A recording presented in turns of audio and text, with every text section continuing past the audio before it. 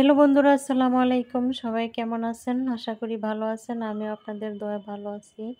আজকে রান্না করব সিম, আলু, টমেটো দিয়ে মাছ। তো মাছগুলো আমি ভেজে নিচ্ছি।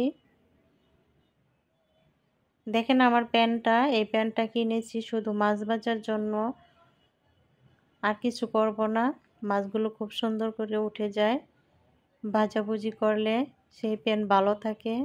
আর আমরা করি কি, যেই প্যানে মাছ ভাজি ওই প্যানেই রান্না করি, সেজন্য মাছ উঠতে সমস্যা করে।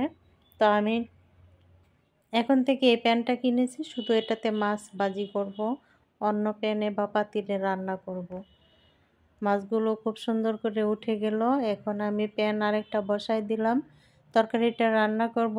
পেঁয়াজ তেল দিয়ে দিলাম পরিমাণ মতো, ভাজা ভাজা করে নিচ্ছি। মশলাগুলো দিয়ে দিব পরিমাণ মতো, আদা রসুন হলুদ মরিচ যতটুকু লাগে অতটুকু দিয়ে দিলাম, কাঁচামরিচ দিচ্ছি। তো সবাই একটা লাইক দিয়ে আমার ভিডিওটা দেখবেন।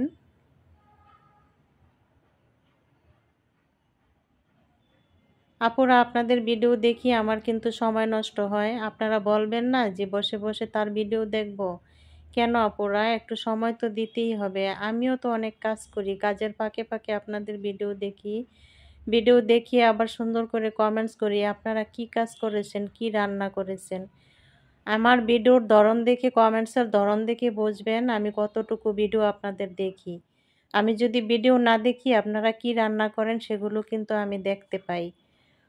আর আমি কি রান্না করি সেগুলো কিছু কিছু আপুরা আছে এমনি কমেন্টস করে চলে যায়, সুন্দর হয়েছে, দারুণ হয়েছে।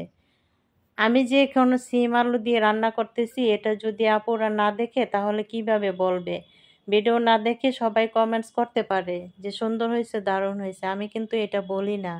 আমি কিন্তু আপনাদের ভিডিও দেখে আপনারা কি রান্না করেছেন, কি করতেছেন, আমি সেগুলো দেখে তারপর কমেন্টস করি। তো এটা করবেন না। কিছু কিছু আপুদেরকে এই কথাটা বলছি। আর কিছু কিছু আপুরা তো আমার ভিডিও দেখে সুন্দর করে রিভিউ দেয়, সেই আপুদের উৎসাহে আমি পরবর্তী ভিডিও দেওয়ার উৎসাহ পাই। তো আমি পরিমাণ মতো পানি দিয়ে দিলাম। আমি দুইটা রেসিপি আজকে রান্না করব, মাছ রান্না করব আর উচ্ছে আলু উচ্ছে দিয়ে ঝোল রান্না করব। প্রতিদিন মাছ খাই, মাঝে মাঝে অন্য কিছু খাওয়া লাগে, সেজন্য তিতা খাবো আজকে। উচ্ছের ঝোল রান্না করব। আপুরা দয়া করে একটু ভিডিও দেখে আমাকে তারপরে একটু সাহায্য করবেন, কারণ আমার প্রতিদিন 2 সেন্ট করে জমা হয়। যদি সব আপুরা, আমি যতগুলো আপুদের ভিডিও দেখি, সব আপুরা যদি সুন্দর মতো আমার ভিডিওটা দেখে তাহলে 2 সেন্ট কেন জমা হবে? আমার কত সেন্ট জমা হয় সেটাতেই বোঝা যায় আমার ভিডিও কে কীভাবে দেখে। কি বলবো, কিছু বুঝি না। তো আমার মাছ রান্না হয়ে গেছে। এখন আমি এখানে মশলা কষিয়ে মশলাতে চিংড়ি মাছগুলো দিয়ে দিলাম। বলক আনাবো, বলক আসলে তারপরে আমি উচ্ছেগুলো দিয়ে দিব। আমি ঝোল রান্না করতেছি।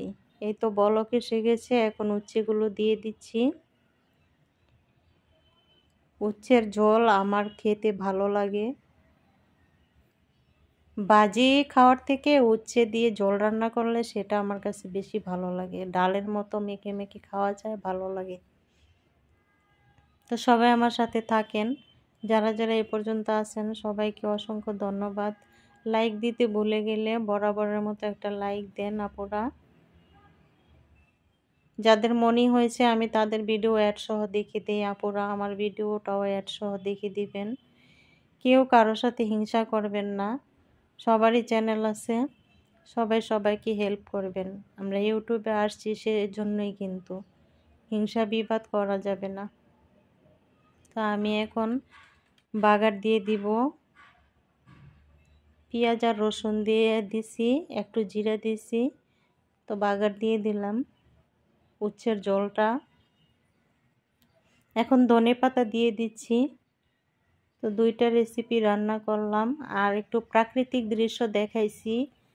বাঁশির সুর দিয়ে আমার প্রাকৃতিক দৃশ্যটা বলবেন কেমন হয়েছে। প্রাকৃতিক দৃশ্য, আমি গ্রাম অঞ্চলে গেছিলাম, গ্রামের দিকে, ওইখানে বেড়াইতে গেছি এক ভাবির বাসায়। ওখান থেকে 2-1টা ভিডিও করছি, খুব ভালো লাগে ওখানকার দৃশ্য, সেজন্য। তো উচ্ছের ঝোলটা রান্না হয়ে গেছে। যে যেখানে আছেন সবাইকে অসংখ্য অসংখ্য ধন্যবাদ আমার ভিডিও দেখার জন্য। আমিও আপনাদের জন্য দোয়া করি, আপুদের জন্য। সবাই এগিয়ে যাক সামনের দিকে, সবার জন্য অনেক অনেক দোয়া করি। আমার জন্য আপনারা দোয়া করবেন। আমার 2টা রেসিপি কেমন হয়েছে আর প্রাকৃতিক দৃশ্যটা কেমন লাগলো আপনাদের কাছে। এখন বিদায় নিলাম, আল্লাহ হাফেজ।